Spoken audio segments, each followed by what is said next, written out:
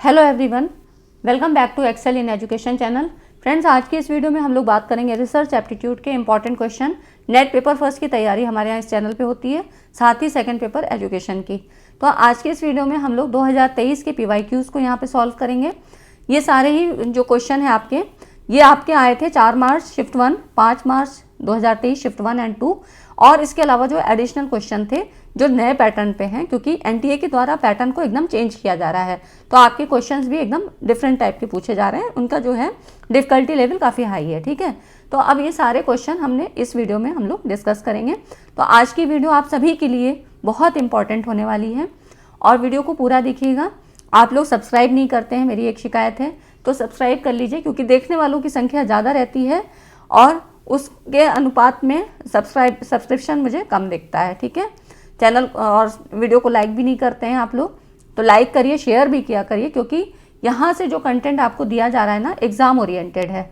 तो आपकी एक तैयारी अच्छे से हो सके, बढ़िया तैयारी हो सके, नेट JRF आपका क्लियर हो, इसी टारगेट को ध्यान में रखते हुए जो भी वीडियो मैं प्रोवाइड करती हूँ, आप सारी वीडियोज़ देख लीजिएगा।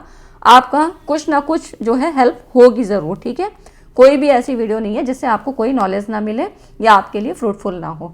तो चैनल को आप सब्सक्राइब कर लीजिए और वीडियो को पूरा देखिएगा। टेलीग्राम चैनल को भी ज्वाइन करिए, क्योंकि सारी PDF सब तैयार हो गई हैं, तो मैं अब वहाँ पर टेलीग्राम में डाल दूँगी, ठीक है।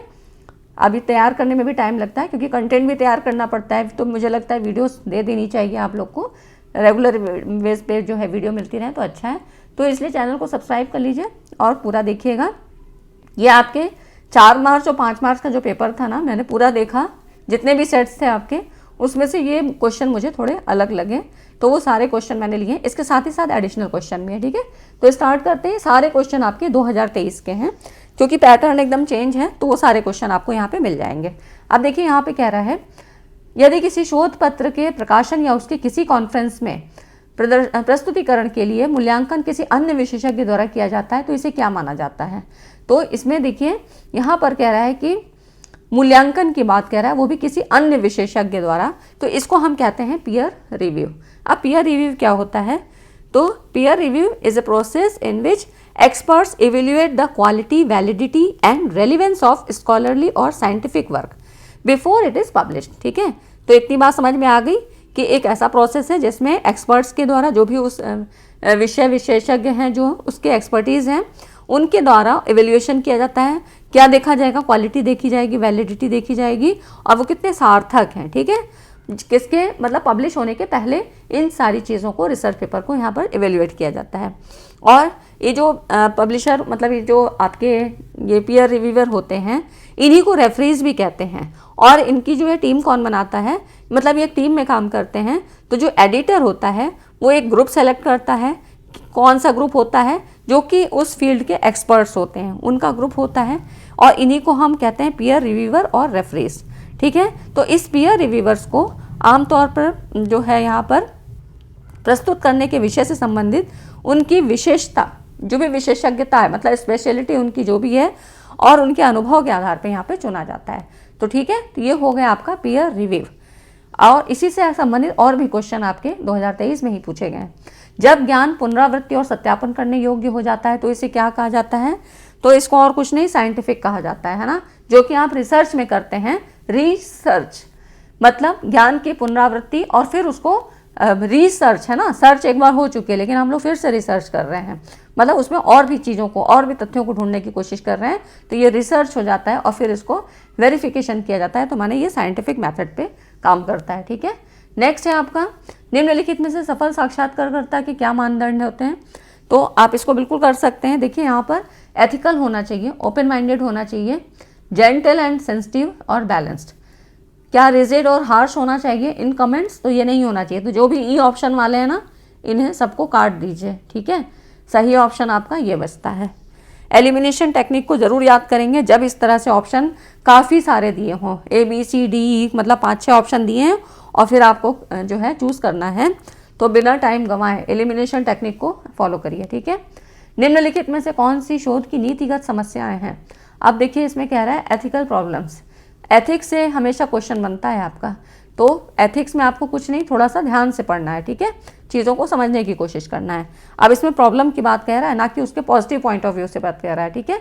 नीतिगत समस्याएं इसमें कौन कौन सी हो सकती हैं, तो इसमें आपकी प्लेजरिज्म आती है, ठीक है, जिसके बारे में हमने एक वीडियो में डिस्कस किया था, ऑल अबाउट सब कुछ, तो आप उसको देख लीजिए। जिन लोगों ने भी नहीं देखा है, प्लेजरिज्म वाली वीडियो ज़रूर देख लीजिए, आपको प्लेलिस्ट में सब मिल जाएगी, और आपके टेलीग्राम चैनल पे भी सारी चीज़ें हैं, ठीक है, तो उसको देख लीजिए। वहाँ पे बहुत सारे क्वेश्चन ऐसे पूछे जा रहे हैं कि प्लेजरिज्म क्या होता है, इसके लेवल्स कितने होते हैं, कौन सी पेनल्टी किस लेवल में दी जाती है, कौन कौन से टूल्स यूज़ करते हैं, मतलब प्लेजरिज्म चेक करने के लिए क्या क्या इसके कौन कौन से टूल्स हैं, कौन कौन से साइट्स को यूज़ करते हैं, ये सारी चीज़ें मैंने डिस्कस कर रखी हैं। साथ ही साथ जो भी एब्रीविएशन आपके रिसर्च रिपोर्ट में यूज़ होते हैं वो भी क्वेश्चन पूछे जा रहे हैं।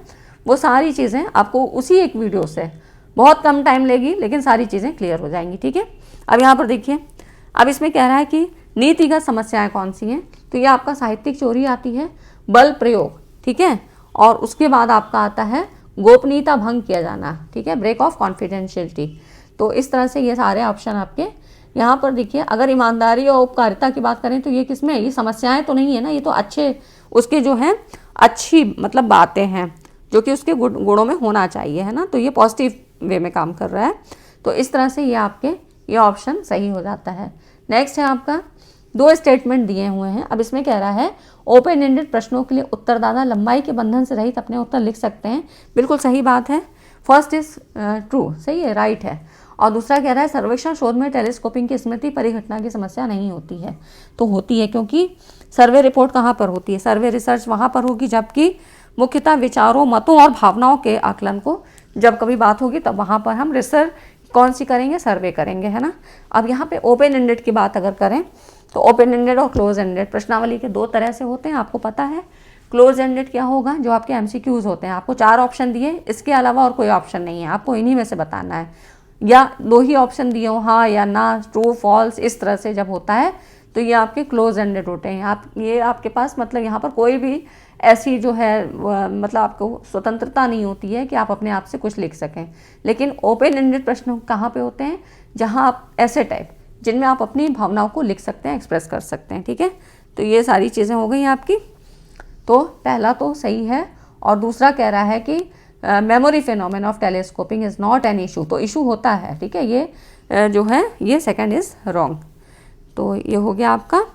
उसके बाद नेक्स्ट है आपका, यहाँ पे कह रहा है कभी कभी शोधकर्ता अपनी रिपोर्ट में एब्रीविएशंस को यूज़ करते हैं। तो एब्रीविएशन CF का क्या मतलब होता है, इसका मतलब है कंपेयर। जिन लोगों ने भी देखी होगी वीडियो प्लेजरिज्म वाली, उसी में मैंने इसको दे रखा है पॉइंट को, तो वो आपने देख लिया होगा। तो आप इस तरह के कोई भी सवाल आएंगे आप उन्हें क्लियर कर लोगे, ठीक है, आपके सवाल सही होंगे। नेक्स्ट है आपका, यहाँ पर देखिए, इसमें कह रहा है कि 2 स्टेटमेंट हैं, first and second. Non parametric test are not easy to use and are rather slow, that is, ये आई जहाँ पे लिखा हो ना, ये दैट इज़ होता है। They require laborious computations.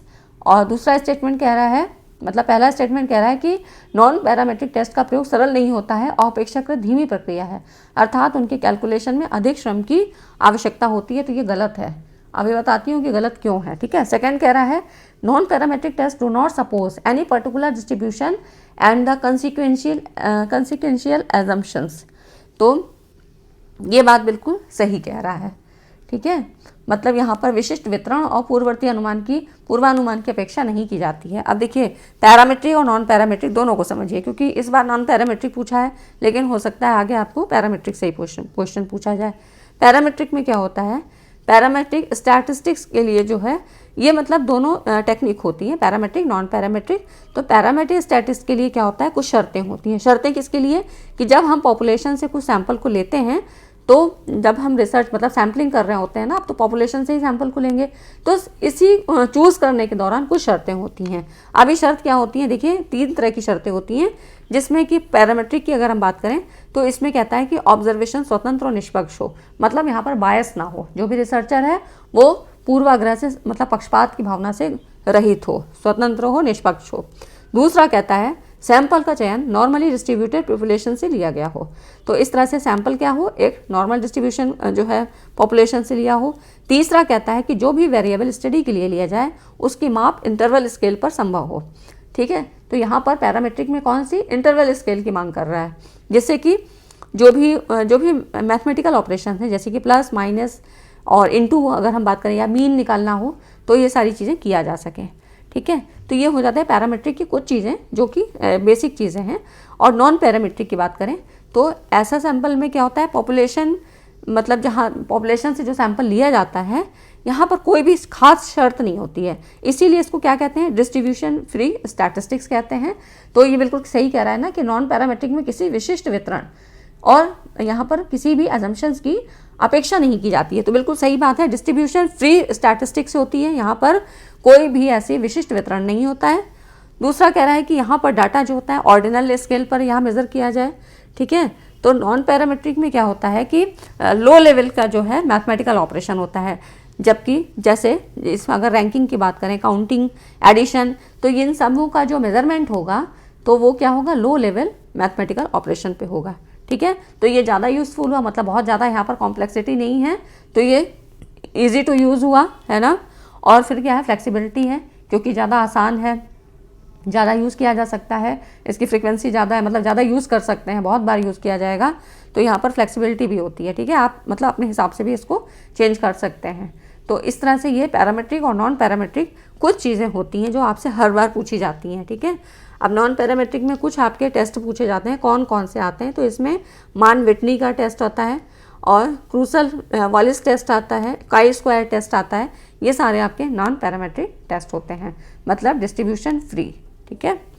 तो ये हो गया आपका, दोनों समझ में आ गया होगा, है ना। ये कुछ मैंने जनरल चीज़ें बताई हैं कि अगर इस तरह के क्वेश्चन है, क्योंकि ये तो बहुत बड़ा टॉपिक है, पैरामेट्रिक नॉन पैरामेट्रिक काफ़ी एक पूरा रिसर्च का ही एक चैप्टर है, तो काफ़ी बड़ा हो जाता है। लेकिन जब थोड़ी सी अगर हम बात करें कि आपको थोड़ा कॉन्सेप्ट तो पता होना चाहिए, तो ये चीज़ हो जाती है, ठीक है। तो first is false but second is true, ये हो जाएगा आपका। नेक्स्ट है आपका, देखिए यहाँ पर दो जो है असर्शन और रीज़न का क्वेश्चन है। असर्शन दिया है, रीज़न दिया है। असर्शन कह रहा है समकक्षी मतलब peer, the research article published in peer review journals are taken more seriously by experts. और रीज़न कह रहा है, ये तो सही बात कह रहा है, ठीक है। यहाँ पर ये जो है विशेषज्ञ गंभीरता से लेते हैं, ये बात बिल्कुल सही है। दूसरा कह रहा है समकक्षी समीक्षित जर्नल में शोध पत्रों की गंभीर समीक्षा नहीं होती क्योंकि उनका प्रभाव कारक उच्च होता है, लेकिन ये रॉन्ग होता है। अब देखिए यहाँ पर क्यों है, क्योंकि पीयर रिव्यू जर्नल जो होता है इसका अर्थ है वो पत्रिकाएं जिसमें प्रकाशित के प्रकाशन से पूर्व जो भी आपका रिसर्च रिपोर्ट है, जो भी रिसर्च पेपर है, वो पब्लिश होने से पूर्व एक्सपर्टीज द्वारा जांचा जाता है।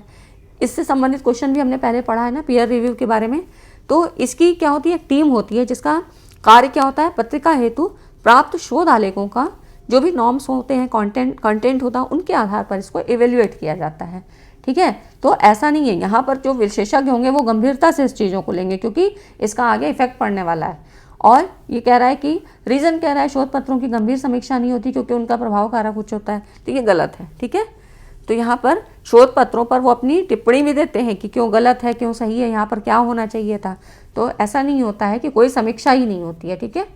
तो ये चीज़ें आपकी इससे हो गई आपकी रिसर्च आर्टिकल से।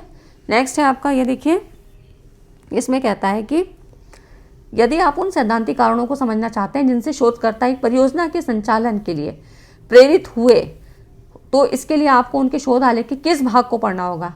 मतलब आप ये पूछ रहा है कि अगर आपको कोई रिसर्च ऐसा रिपोर्ट दिया गया और आपको जानना है कि किसके बारे में लिखा गया है या हमको पहले क्या चीज़ पढ़ना चाहिए क्योंकि काफ़ी बड़ी होती है, तो किस चीज़ को पहले पढ़ेंगे।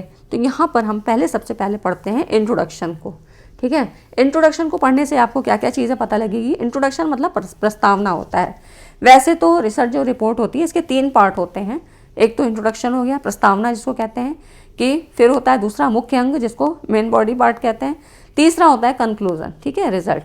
तो अब यहाँ पर प्रस्तावना में क्या होता है, शोध की समस्या को स्पष्ट रूप से परिभाषित किया जाता है, शोध का मुख्य उद्देश्य और उसके महत्व को यहाँ पर लिखा जाता है, डिफाइन किया जाता है। तो ये सारी चीज़ें जब हमें इंट्रोडक्शन में पता लग जाएंगी तो हमें कुछ आइडिया हो जाता है कि ये किस लिए लिखा गया है, रिसर्च रिपोर्ट किस चीज़ पर है, ठीक है।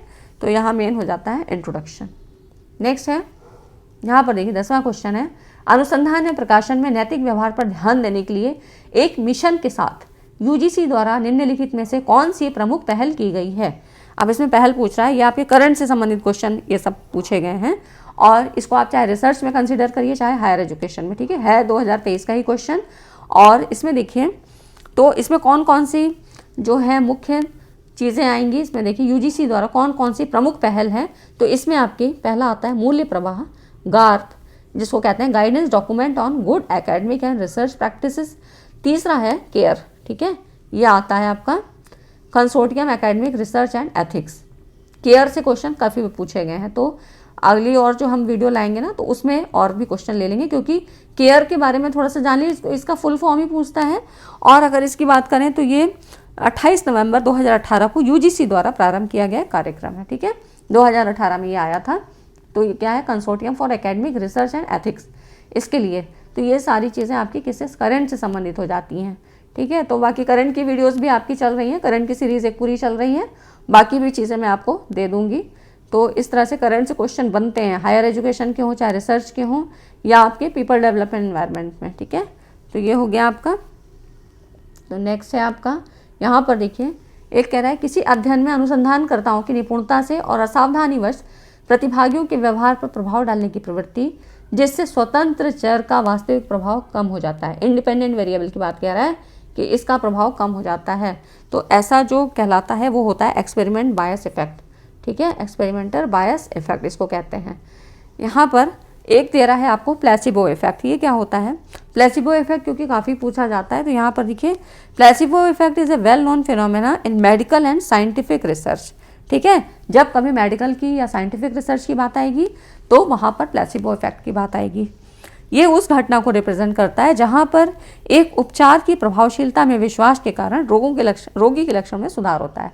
मतलब कोई एक रोगी है, कोई पेशेंट है और वो दवा ले रहा है, मान लो उसको हम उसका खाली विश्वास जीतने के लिए उसको हम कुछ नहीं तो विटामिन की गोलियां ही दे रहे हैं, लेकिन उसको ये लगता है कि हाँ मेरी डिसीज़ ठीक हो जाएगी, मैं एकदम सही हो जाऊंगा क्योंकि मैं दवा ले रहा हूँ। तो ये सोचते सोचते ही उसकी बहुत सी चीज़ें अच्छी होने लगती हैं, वो अपने में गुड फील करता है, ठीक है, उसकी प्रॉब्लम जहाँ तक है क्योर हो जाती है। तो यही हो जाता है प्लेसिबो इफेक्ट, ठीक है। तो ये सब चीज़ें हो गई आपकी जो कि इस बार के क्वेश्चन से संबंधित थी। और फ्रेंड्स वीडियो को अभी तक लाइक ना किया हो तो लाइक ज़रूर कर दें। अब यहाँ पर देखिए नेक्स्ट है आपका APA शैली। यहाँ पर आपको APA MLA दो शैली होती है ना, फॉर्मेट स्टाइल्स होता है, अमेरिकन साइकोलॉजिकल एसोसिएशन। इसमें कह रहा है शोध पत्र के घटकों को सही क्रम में व्यवस्थित करें। तो APA स्टाइल में क्या होता है यहाँ पर देखिए, अब आप लोग इसको खुद से बताइएगा। देखिए पहला होता है, सबसे पहले नंबर पे टाइटल पेज होता है, फिर एब्स्ट्रैक्ट होता है, फिर इंट्रोडक्शन आता है, देन मेथड है और उसके बाद आता है रिजल्ट, ठीक है। तो सबसे पहला क्या हुआ, नोट करते चलिए, title page, abstract, introduction, method and result.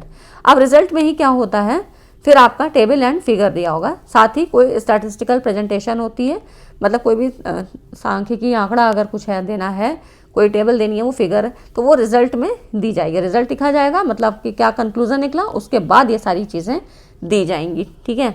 तो अब जो है आपका ये आंसर क्या हो जाएगा इसमें, तो यहाँ पर देखिए सबसे पहले मतलब इंट्रोडक्शन हुआ, ये हो गया, उसके बाद आपका फिर मैं यहाँ पर हुआ, ये हो जाता है मेथड्स, और उसके बाद आ जाता है फिर है आपका रिजल्ट है, मेथड से मेथड हो गया, टेबल्स एंड फिगर। तो टेबल एंड फिगर आपके सब बाद में आने हैं, है ना।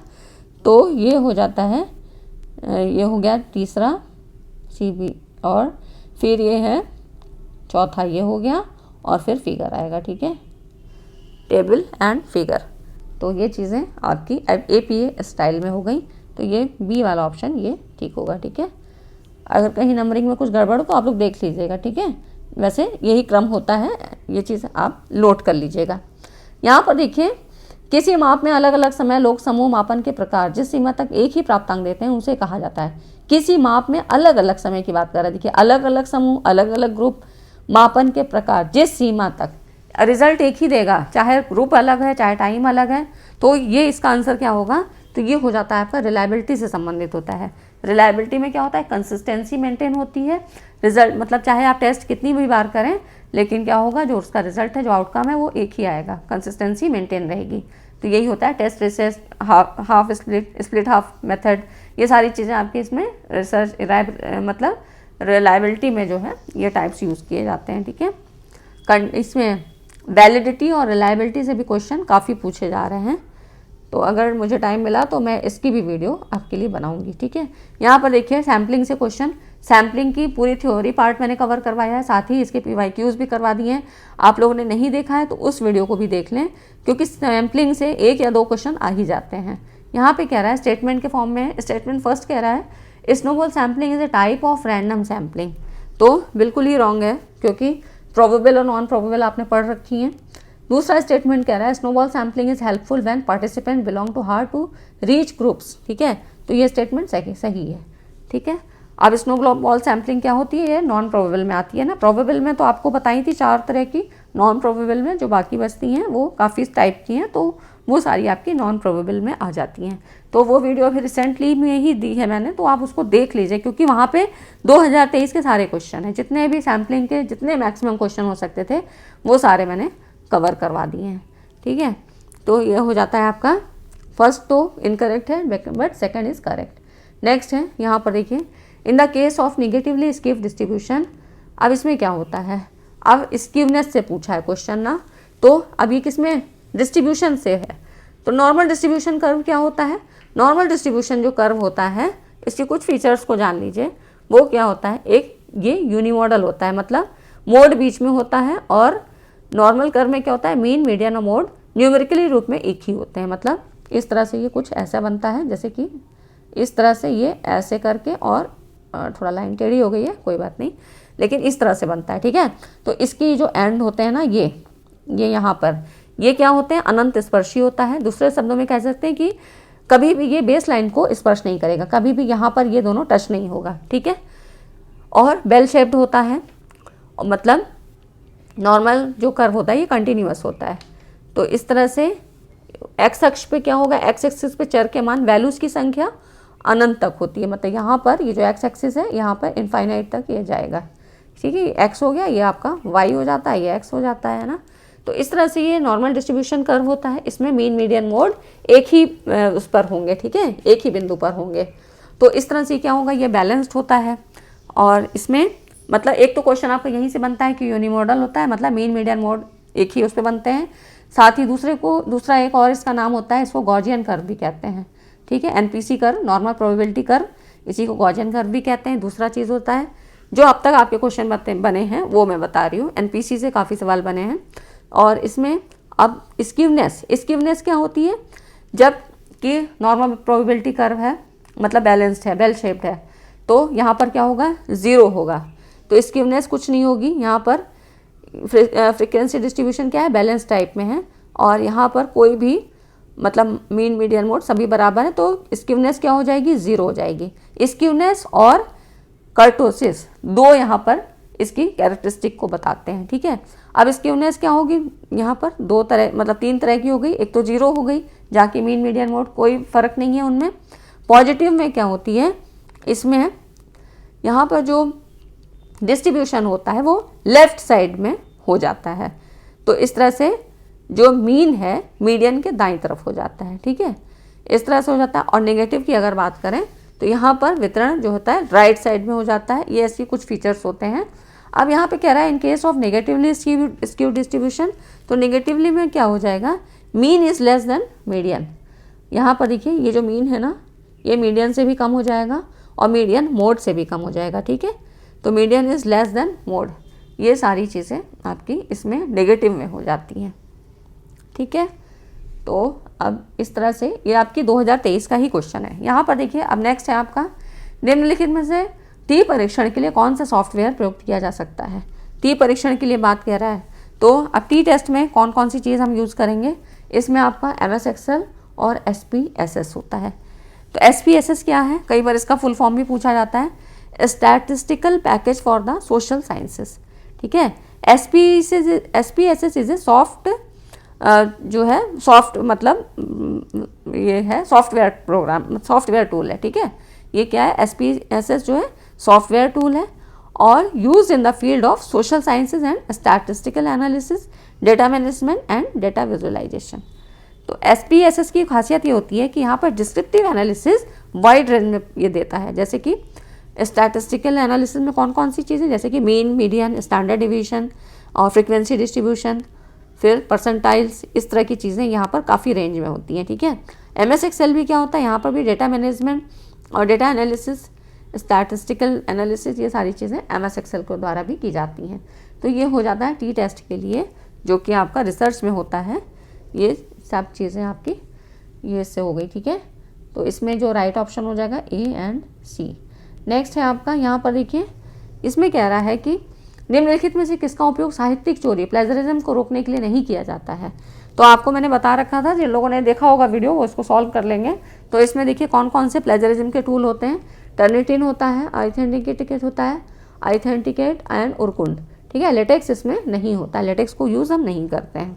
बाकी और भी हैं, तो आप लोग उस वीडियो को ज़रूर देख लीजिए, एक क्वेश्चन ज़रूर आएगा। नेक्स्ट है, यहाँ पर भी प्लेजरिज्म से ही संबंधित है।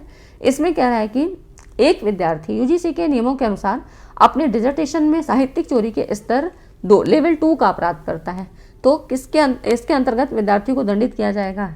अब देखिए इस तरह से सवाल बन रहे हैं, तो अब आपको पता होना चाहिए कि ना लेवल कितने तरह के होते हैं, कौन कौन से टूल्स यूज़ होते हैं, और टाइप्स ऑफ प्लेजरिज्म कितने तरह की हैं। तो वो सारी चीज़ें आप वहाँ से देखिए, ठीक है। उस वीडियो को ज़रूर देख लीजिए, नहीं देखा है तो ज़रूर देखिए, 2 बार 3 बार देख लीजिए ताकि चीज़ें याद हो जाएं। तो अब इसमें देखिए अलग अलग लेवल के लिए अलग अलग पेनल्टी होती है। तो इसका जो राइट ऑप्शन है ये हो जाएगा debarred from submitting a revised script for a period of 1 year. थोड़ा सा इसके बारे में देख लीजिए। बाकी 4 लेवल होते हैं, 0 लेवल, 1, 2 और 3 लेवल। तो सबके परसेंटेज अलग होते हैं और पेनल्टी भी सबके हिसाब से अलग अलग है, ठीक है। आप लोग उस वीडियो को देखिए तो आपको डिटेल मिल जाएगा। यहाँ पर देखिए UGC में प्लेजरिज्म के रोकने के लिए यहाँ पर 2018 के नियम के तहत कोई डिसर्टेशन में अगर साहित्यिक चोरी के स्तर, मतलब 2 लेवल जो होता है वो 40 से 60% की सिमिलैरिटीज़ का अपराध करता है। मतलब उसने जो अपना कंटेंट लिया है ना, वो उसमें सिमिलैरिटी कितनी है, कितना चुराया है, 40 से 60% है। तो विद्यार्थियों को या ऐसे छात्रों को अधिकतम 1 वर्ष की अवधि के लिए संशोधित आलेख जमा करने से वंचित कर दिया जाता है, ठीक है, डिवाइड कर दिया जाता है। तो ये हो जाता है आपकी लेवल से संबंधित क्वेश्चन जो प्लेजरिज्म से पूछे जा रहे हैं। तो ठीक है फ्रेंड, आज की वीडियो आपको अच्छी लगी होगी। वीडियो सेशन कैसा लगा, पसंद आया हो तो लाइक ज़रूर करिएगा। लाइक नहीं करते हैं तो मेरा मोटिवेशन भी डाउन हो जाता है। लाइक करें, चैनल को सब्सक्राइब भी कर लीजिए और वीडियो को ज़्यादा से ज़्यादा शेयर करिए। काफ़ी सारी वीडियोज़ हैं जो आपको हर दिन मैं ऐसी दे रही हूँ कि एग्जाम ओरिएंटेड चीज़ें, साथ ही करंट अफेयर की सीरीज़ भी चल रही है। तो आप लोग चैनल को सब्सक्राइब कर लीजिए, ज्वाइन कर लीजिए, टेलीग्राम चैनल को भी ज्वाइन कर लीजिए, ठीक है फ्रेंड्स। आज की वीडियो में इतना ही, मिलते हैं अगली वीडियो में। Thanks for watching this video.